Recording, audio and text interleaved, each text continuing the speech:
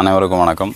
இன்றைக்கான பாடம் 4 அடி சுவடிற்கான கால் மாடம் இல்லை 4 வீடு கட்டுவதற்கான வீச்சு முறை எப்படி வீசுறது அப்படிங்கிறத பார்க்கலாம். முந்தின பதிவில் கால் பாடம் மட்டும் பார்த்துருந்தோம். இன்றைக்கி வீச்சோடு சேர்த்து வீசுறது அப்படிங்கிறத இந்த பதிவில் பார்க்கலாம்.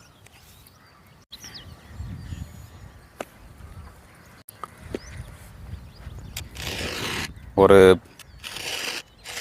பா வடிவத்தில் நின்றுப்போம். இடது கால் முன்னாடி வலது கால் பின் வச்ச மாதிரி இடது பக்கத்தில் நின்றுப்போம். இதிலேருந்து வீச்சு முறைகள் 2 வெளி வீச்சோட ஆரம்பிப்போம். 2 வெளி வீச்சு.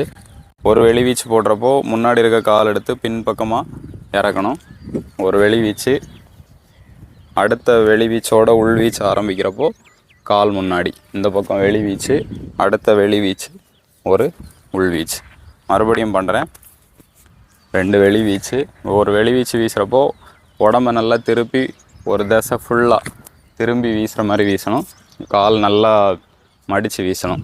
ஒரு வெளி வீச்சு, அடுத்த வெளி வீச்சோட உள் வீச்சு, வெளி வீச்சு, வெளி வீச்சு, உள் வீச்சு. இந்த பாடத்தை நல்லா பயிற்சி பண்ணுங்கள். இதுக்கு அடுத்த பதிவில் பாவலா பாடம் பற்றி பார்க்கலாம். நன்றி.